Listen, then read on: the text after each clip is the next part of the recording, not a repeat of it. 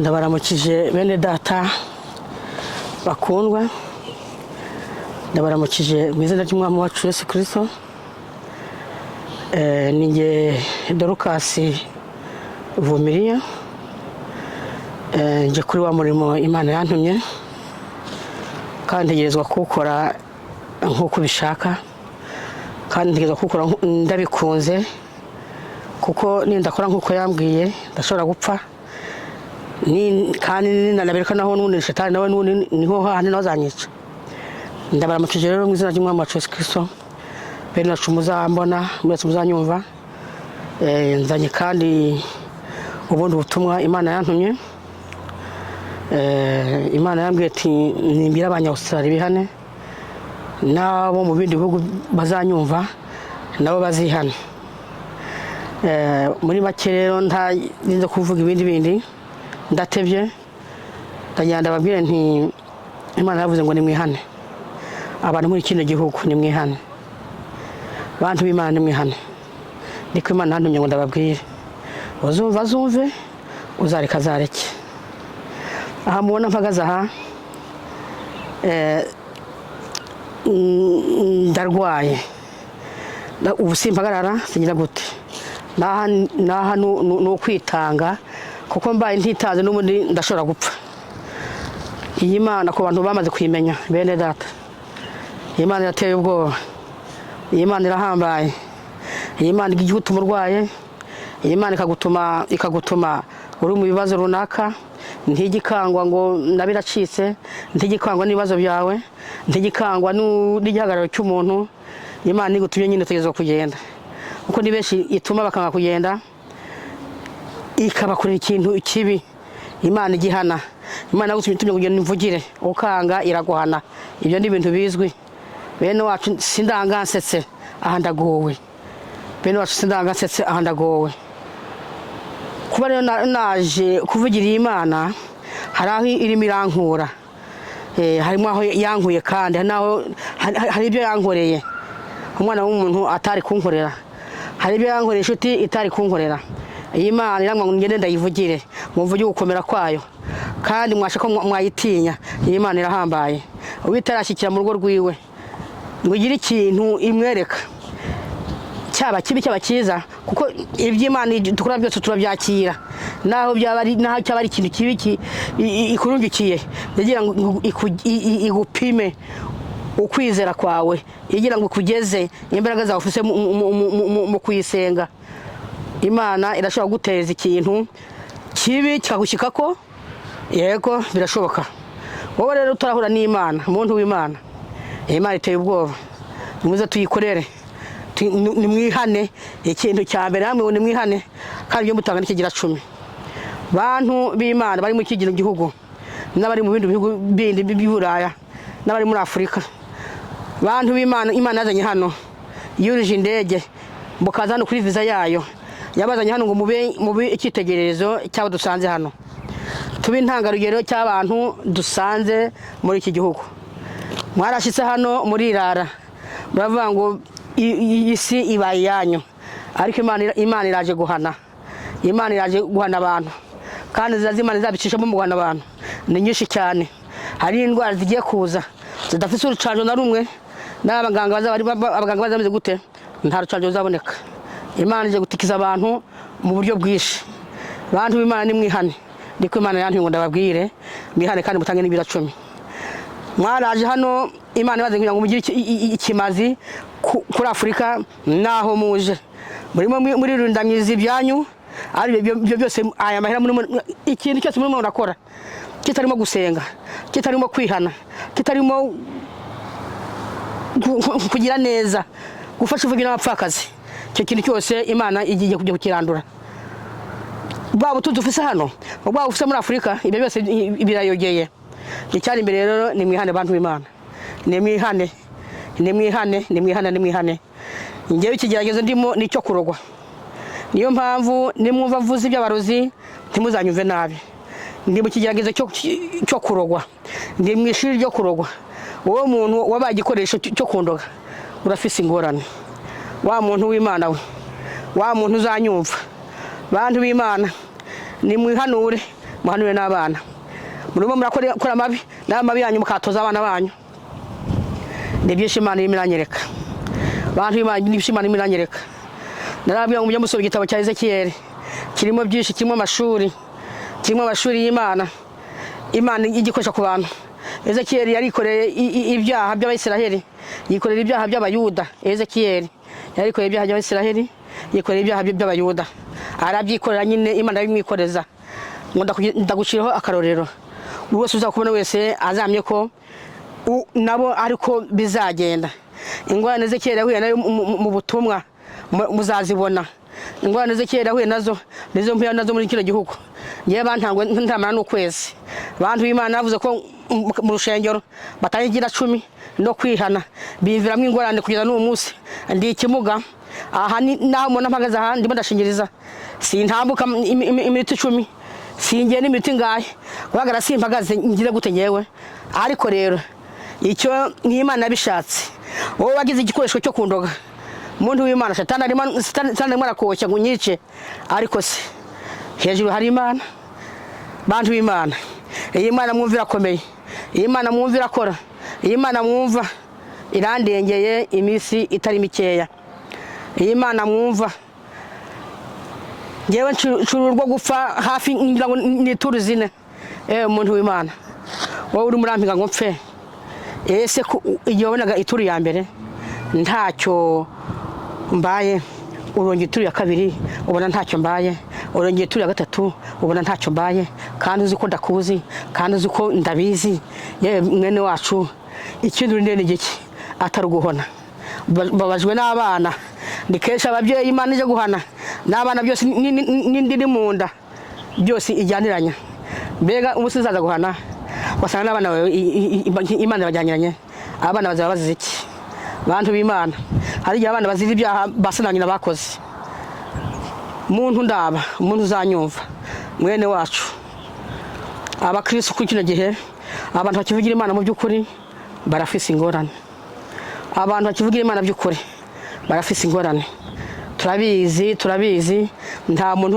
uruvuguje kuri muri kino gihe satani adahagurukira ndakupa pole wowe uri murakoshwa na satani ndakupa pole wowe uri murakoshwa na satani muntu w'Imana ni mwihana bantu b'Imana ni mwihana yemwe bantu b'Imana ni mwihana bantu bose ni mwihana Imana yarabantu nyeko Uwiteka nyir'ijuru y'Imana ikomeye Mungu Yakobo na Isaka Mungu ya Abrahamu yarabantu nyeko ngo ndambabwiye ngo ni mwihana suko buri wese atazi ibyagenderamo suko utazi ibyo urimwo ibyo murakora urabizi nyewe Imana yarantumye ngo ndababwiye ni mwihane kuko ibyo maze kunyereka byonyine nagahomera munwa naratanga mwisi y'abazima yemwe ni mwihane urateye ubwoba ibintu biri kuri kino gihugu birateye ubwoba sinaho honyine no mu bindi bihugu bya Amerika za Canada naho no kubirimo biracika uri mara wese arigira mu byo kuruka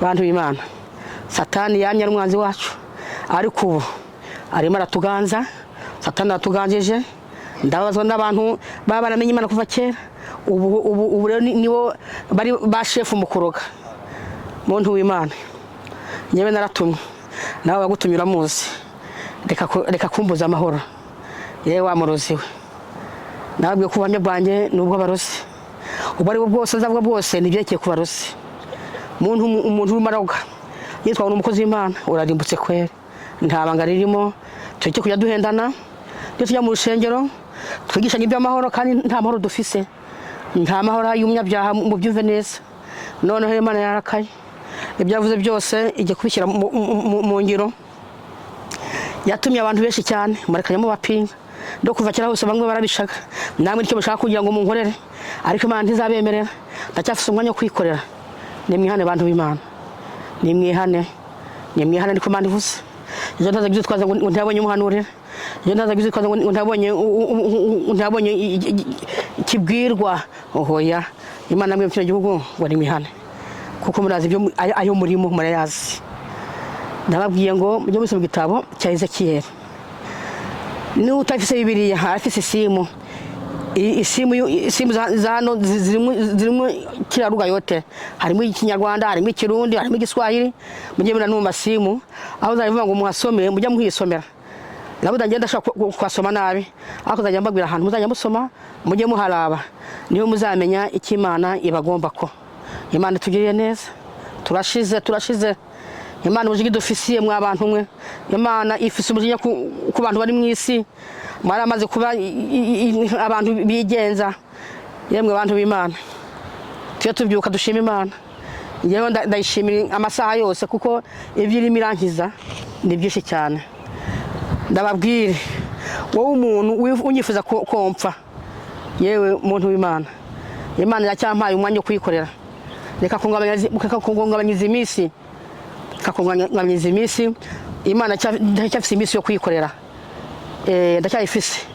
Uce hejuru, uce hehe, Imana turi kumwe nayo kandi niyo yantumye. Imana tugiriye neza.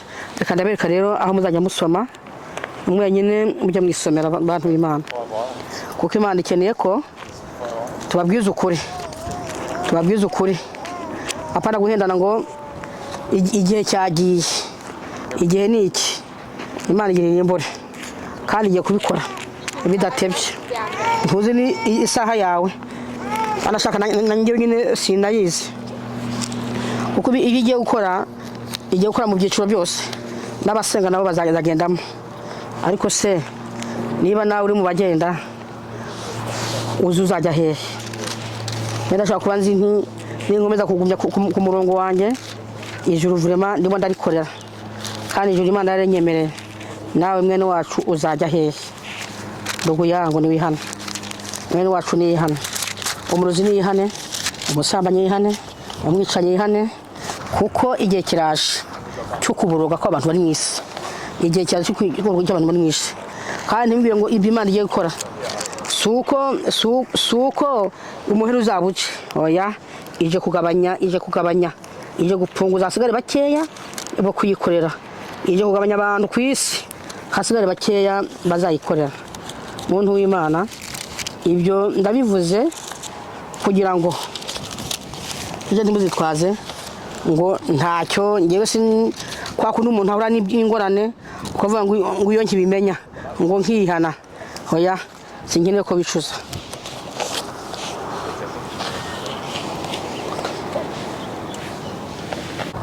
Bene data nshuti z'umusaraba, ndagira ndababwire mbereke ahantu mushobora gusoma, mwisomere.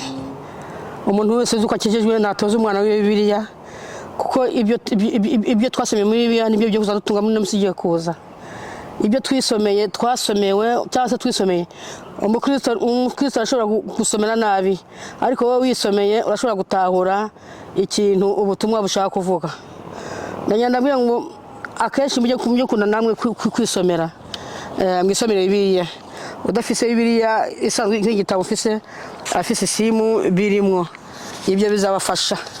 Niwe muzamenya ko yenda ari Imana yantumye, ariko ibyo igenda idutuma biba bijyanye n'amandiko tuba turimo turasoma. Yewe nararuhijwe guhagarara ubusi, mpagarara neza. Murabona ko hajya nari mpagaze nananiwe, ubu bisabye ko rero negamira iyi ntebe. Nuko ndarushye, ndogwa amasaha yose uko abaho, iminsi yose kwibaho, iminota yose kwibaho y'isa n'umwaka. Ntagenda uhuka, abo bantu bangira nabi nta gahenga bampa, ngira ngo nta na weekend bagira. Hari ukuntu babikoze ibyo bantumira naho bajya ku kazi, ibyo bisigara bikora. Imana tugiriye neza, ariko Imana iraje, Imana idakangwa n'ibiheko, Imana idakwangwa n'ibyo byo kwica abantu. Imana iraje ibasubize mu nkoko. Ngewe ntacyo nabona nabakorera, ariko Imana yo mwijiri ikomeye. Iyi Imana nabonye bene wacu, narabonye Imana uyu mubiri mfise suwi wanje, ndimo ndagendera ku mibiri Imana irimo irantiza. Naho bene wacu boho barandiye, bandya bunyama, bandya butsima, barampejeje. Kuba ndimo ndavuga ni Imana imbitse, kuko ibyo bankorera nibyo kunyica aho nyine ariko Imana ikanzigama. Ya Mana ivuga ijambo ryayo ikarihagarara ko, ya Mana ivuga ijambo ryayo ikarikomeza, ya Mana isezerano umuntu gasoza ibyo yavuze. Niyo mpamvu ngihumeka. Iyi minsi mfise ni inyongezo nongejwe n'Imana kuko abantu boho barampejeje. Muze kunkundira rero musome Ezekiyeli 12. Mu gitabo cya Ezekiyeli umutwe wako ni 12. Musome umurongo w'8, musome n'uw'9 kandi musome n'uw'10. Ni mumara aho hantu yemwe abantu b'Imana nimusome. Nonye kweza kandi Ezekiyeli igitabo cya Ezekiyeli kandi 11. Musome imisitari 2, 13 n'uwa 14. Haragira icyo hababwira. Kandi mujye kandi mu gitabo kandi cya Ezekiyeli 9. Musome umurongo wa 5, uwa 6, uwa 7, uwa 8 n'uwa 9. Mwongere kandi muva aho hantu musome ingoma ya 2 18. Mwere ku murongo w'19 n'uwa 20 n'uwa 21 n'uwa 22 n'uwa 23. Imana izabampera umugisha kuko imisari ugiye isoma nkuko ndayivuze bizagufasha. Nawe uzamenya ko haba none haba ejo ibiyenda nabandimwe nawe ejo byagushikira ukazamenya ukuntu ubitwara. Iyi Imana irakomeye kandi ndababwiye ngo irakomeye. Iyi Imana irahambaye kuko ibyo nkoreye n'ibyo ukora mu muryango wanjye ni ibintu biteye ubwoba bisuze kwemera. Ntamenya n'ukuntu nzanabisigura, intaha yanjye isize ukuntu nzanayivuga kuko ni ibintu ntavugira imbere y'abakwe, ni ibintu ntavugira imbere y'abakazana, ni ibintu ntavugira imbere y'abana, ni ibintu biteye ubwoba by'iyicarubozo. Hano muri kino gihugu hari abantu barimo bagira abandi nabi kandi benshi Imana agiye inyereka bagiriwe nabi ariko ntibabizi, ntibazi ibintu byagiye bibashikira iyo byagiye bivanana nabitwa abakozi b'Imana bita babandi nyine basekumfata mu by'Imana. Imana tugire neza, mureke kunyicura ubusa, mureke tubivuge, mureke kunyicura ubusa abantu b'Imana.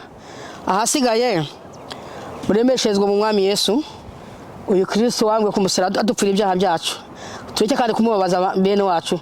Iyo dukoze icyaha bituma kandi zanguma ziwe n'ubundi zongera n'ubundi zigatangura bushyashya kumurya. Kandi ukirimo dusabira imbabazi. Imana iba yaturimbuye kera ariko turacyariho ku mbabazi z'Imana. Turukunyongeza Imana imwe iratwongeza kubwo umwana wayo ugumya yiririra ayitakambira aririra seti data reka tureko hakwihana n'umwe ureke kurimbura. Abantu b'Imana nimwihane ndiko Imana namwe uzababwira abanya-Australia yemwe igihugu turimo turagihumanya suko mutazi ibyo mukora. Buri wese yikontorore n'urimo arandoga sivuze izina ry'umuntu. Harimo abagore harimo n'abagabo kandi bose n'abantu bazimana yemwe we. Nta muntu w'umwana ungira nabi kandi nta muntu utari mu by'Imana mu bimbere nyine niba abantu barimo barangira nabi. Iyi mpano Imana yampaye barimo barayibindije n'umutaga kugira ngo banzimishe bangwishe ariko iyi Imana nimwe irankomeza kuko icyo yavuze izakora kwa Australia paka gitimire. Mureke kunyukasa rero Imana iracyambeshejeho. Wewe wa munoze ni wihane. Imana itugiriye neza. Mungu turumiye. Mbasabiye ko mwakwihana mukamenya Imana mukayitinya mukayubaha kuko ibyo arimo byose birayubaha. Ndatangana nuko umwana w'umuntu weho atayitinya. Tuyihindira agashitsi. Ibyo ndabibabwiye mu izina ry'Umwami wacu Yesu Kristo na Mungu abarumiye. Amen.